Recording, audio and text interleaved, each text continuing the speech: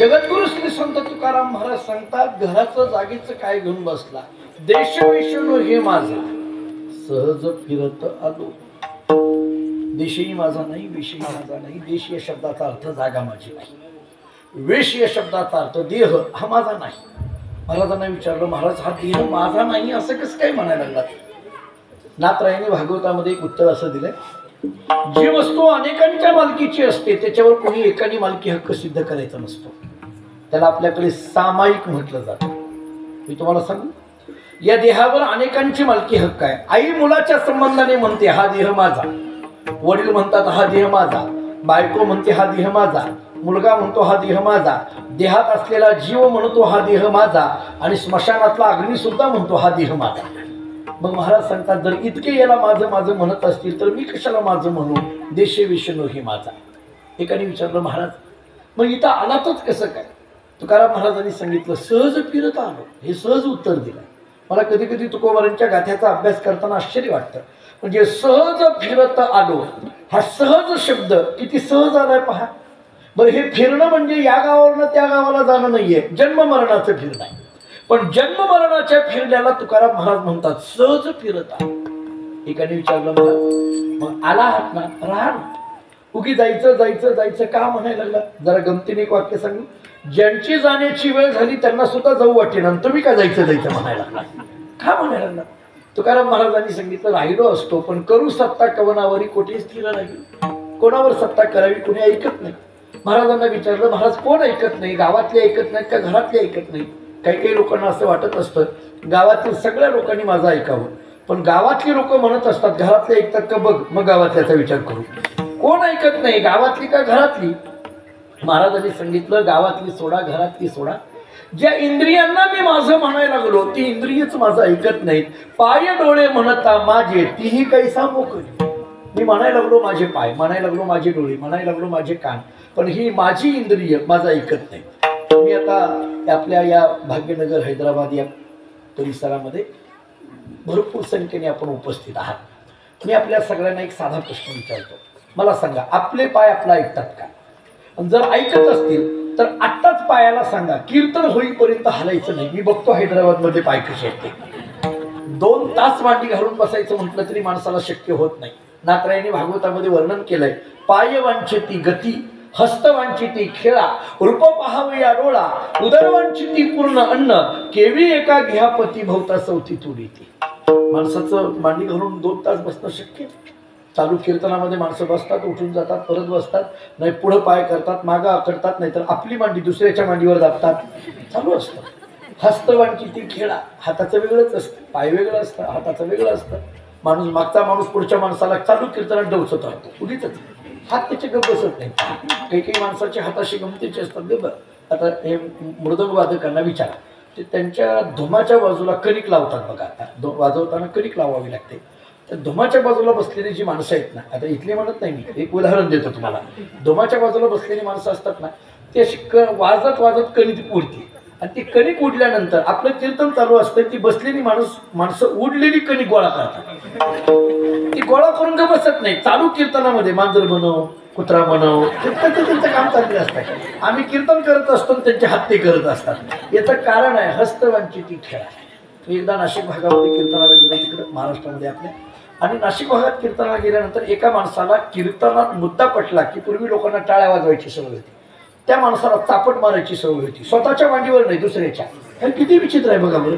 माणसाचे हात गप्प बसत नाही. महाराज सांगतात, पाय वांछिती गती, हस्त वांछिती खेळा, रूप पाहावया डोळा, उदर वांछिती पूर्ण अन्न.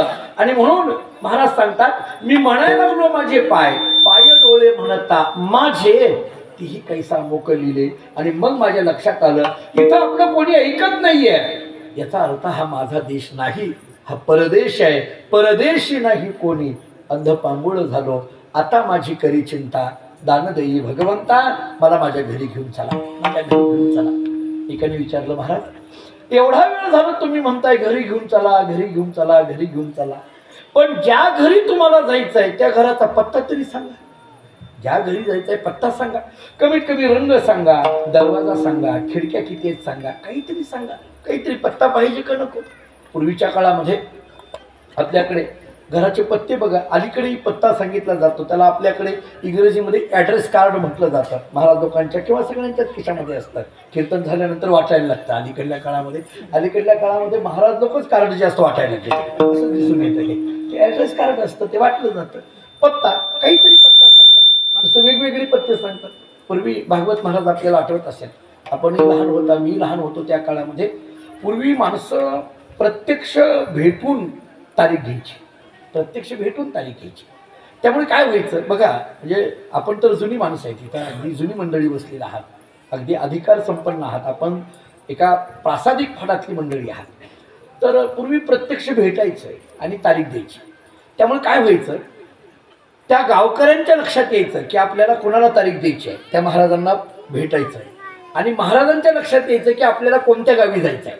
आता अलीकडे हे फोनवर तारखा देण्यामुळे त्यांना माहीत नसतं आपल्या गावात कोण येणार आहे आणि आम्हाला माहीत नसतं कोणत्या गावात जायचं आहे. हे अलीकडे फार कंजेस्टेड झालं हे फोनवर. तरी मी म्हणतो, मला एकाचा व्हॉट्सअपला मेसेज आला भागवत महाराज व्हॉट्सअपला की अमुक 22 तारीख तुम्हाला जमेल का, आणि होत असेल तर तुम्ही स्वतः फोन करून कळविणे, मीच कळवायचं, त्यांना नाही करायचं मला. काय विचित्र माणसं अलीकडल्या काळामध्ये. ते तारखा घेताना सुद्धा अशा विचित्र पद्धतीने, पूर्वी असं नव्हतं महाराज. ते आता अलीकडे बरं, त्याच्यात आता तुम्हाला त्याच्यात ते काय सांगू गमत. बरं, हे फोनवर तारखा देणारी जी माणसं असतात ना, ती तिथं गेल्यानंतर फोनवर जन्मतारीख दिली ती भेटत नाही. किती विचित्र आहे हो. ते कुठेतरी गेलेलं असतंय. बरं, त्याच्यापेक्षा अशी गंमत असते, आमच्याकडे आमच्या भागामध्ये, बार्शी भागामध्ये मी कीर्तनाला गेलो. कीर्तनाला गेल्यानंतर मी गाडीतनं उतरलो, पण मला कोणी ओळखलंच नाही. ती ज्यांनी तारीख दिली होती ती कुठं दिंडीला गेलेली होती, काल्याचं कीर्तन होतं, आणि मला कोणीच नाही, या नाही, बसा नाही, काही नाही, काहीच नाही. मी विचार करायला लागलो की आपण चुकीच्या गावी कीर्तनाला गेलो का काय. बरं, हे माझ्याकडे बघूनही मला कोणी म्हणे ना या बसा, कोणी म्हणे ना. बरं, मी महाराजासारखा दिसतोय नाही असं नाही, कमीत कमी महाराज बघून तरी. बरं, आता लोकांची तर काय चुकीचे आहे, काही महाराज जर बरमुडावर यायला लागले तर त्यांनी तर कसं ओळखावं. काही विचित्र आपला वेश सुद्धा काय असावा आम्हाला कळायला पाहिजे. मला कळे ना. त्यातल्या एका माणसाच्या लक्षात आलं, हे बहुतेक आजचे कीर्तनकार आहेत. त्यानं दुसऱ्याला सांगितले, हे बहुतेक कीर्तनकार आहेत, चल तुझं घर जवळ आहे, तिथं घेऊन जाऊ. त्यानं काय उत्तर द्यावं. तर म्हटलं, ज्यानं फोन केलाय ती बघून घेईल की, आपल्याला काय घेणं देणं पडले. हे गंमत कशी आहे महाराज. हे अलीकडल्या काळामध्ये असं होऊन जातं हे बऱ्याचदा. पण प्रत्यक्ष भेटून एकाने तारीख दिली, मला सांगितलं की महाराज आमच्या गावी कीर्तनाला या. मी म्हटलं, अहो येतो मान्य, पण तुमच्या घरचा पत्ता काय. माझा मुद्दा आहे पत्ता. तुकाराम महाराजांनी विचारलं, तुम्हाला ज्या घरी जायचंय ते पत्ता सांगा. मी तसं त्या माणसाने विचारलं, अहो तुमच्या घरचा पत्ता काय आहे, काही सांगायचं. तो म्हटलं, काही नाही महाराज, काळजी करू नका, तुम्ही गावात गाडी घेऊन आल्यानंतर कोणाला विचारू नका. गावात जे 2 मजली घर आहे ना ते आपलं घर आहे. हा काही पत्ता आहे. माणसाला असं वाटतं आपलं सगळ्यात घर मोठं आहे. मी एक मानसशास्त्रातलं वाक्य सांगू, ऐका. मी सायकोलॉजीचा विद्यार्थी आहे, एक मानसशास्त्रातलं वाक्य सांगतो. मानसशास्त्र आपल्याला असं सांगतं, आपलं घर किती मोठं आहे त्याच्यावर घराचं घर पण नसतं. आपलं घर किती मोठं आहे त्याच्यावर घराचं घर पण नाही. आपल्या घरातल्या माणसांची मनं किती मोठी आहेत त्याच्यावर घराचं घर पण असतं. घर मोठं असण्यापेक्षा घरातल्या माणसांची मनं काय आहेत हे फार महत्वाचं आहे. बऱ्याच वेळेला घरं मोठी होतात. मी एकाला विचारलं, का तुमच्या शेजारी फार मोठा बंगला आहे, गोडे नोकर चाकर सगळं नोकरी वगैरे दिसते, फार श्रीमंत दिसतात. त्या शेजारीने सांगितलं, महाराज सगळं खरं आहे हो, मन कुठं चांगलं आहे. उदाहरण संपलं. काही माणसं एका वाक्यात उत्तर देऊन टाकतात. म्हणजे घर मोठं आहे याच्यापेक्षा सुद्धा घरातल्या माणसांची मनं मोठी असणं गरजेचं आहे. तुकाराम महाराजांना विचारलं, महाराज तुम्ही एवढा वेळ झालं मला घरी जायचं असं म्हणता, ज्या घरी तुम्हाला जायचं आहे त्या घराचा काहीतरी पत्ता सांगा, रंग सांगा, खिडकी सांगा, दरवाजा सांगा. महाराजांनी त्याच्याकडे पाहिलं, स्मित हास्य केलं. महाराजांनी सांगितलं, मला ज्या घरी जायचं आहे त्या घराला भिंतच नाही तर रंग लावायचा कुठून म्हटलंय. ज्या मला घरी जायचं आहे त्या घराला आकारच नाही तर खिडकी बसवायची कुठं. मग रंग नाही, आकार नाही, असं घर आहे तरी कुठं. महाराजांनी सांगितलं, निरंजनी आम्ही बांधलेले घर, निराकार निरंतर राहिलोसे. ती निरंजनी असलेली जी अवस्था आहे, निराकार असलेली जी अवस्था आहे, निर्गुण निरवयव निराकार असलेलं जे ब्रह्म आहे ते ब्रह्म खरं पाहायला गेलं जीवाचं मूळ घर आहे. याचा अर्थ जीवाचं अंतिम गंतव्य हे ब्रह्मतत्व आहे. थोडक्यात ब्रह्मस्वरूपता आहे, थोडक्यात आत्मस्वरूपता आहे, थोडक्यात परमात्म स्वरूपता आहे, थोडक्यात जीव शिवस्वरूपाशी ऐक्य होणं हे जीवाचं अंतिम गंतव्य आहे. याचा अर्थ मूळ घर आहे. महाराजांना विचारलं, महाराज अशा निर्गुण निराकार निरवय परब्रह्म या घरापर्यंत पोहोचायचं असेल तर कसं पोहोचावं लागेल? तुकाराम महाराजांनी सांगितलं, तू काही एकनाथ महाराजांची प्रमाण पाठ कर म्हणजे कळेल. एकनाथ महाराजांनी हरिपाठामध्ये एक साधं प्रमाण दिलेलं आहे, पहा. निर्गुणी पावलो सगुणी भजता विकल्प धरिता जीवा जळे. नाथरायांची भाषा आहे. निर्गुणापर्यंत आम्ही पोहोच झालो. कसं पोहोच झालो? सगुणी भजता. थोडं अन्वय करण्याकरता असा करा, सगुणी भजता निर्गुणी पावलो. सगुणाच्या भजनाने निर्गुणापर्यंत जाता येतं. सगुणाच्या भजनाने निर्गुणापर्यंत जाता येतं. ह्याला सोपी प्रमाणे देऊन पुढे जातो. निर्गुणापर्यंत जाता येतं याचा अर्थ मोक्षापर्यंत जाता येतं. सगुणाच्या भजनाने जाता येतं याचा अर्थ नामाने जाता येतं. थोडक्यात नामाने मोक्ष प्राप्त होतो. मुखे नाम हाती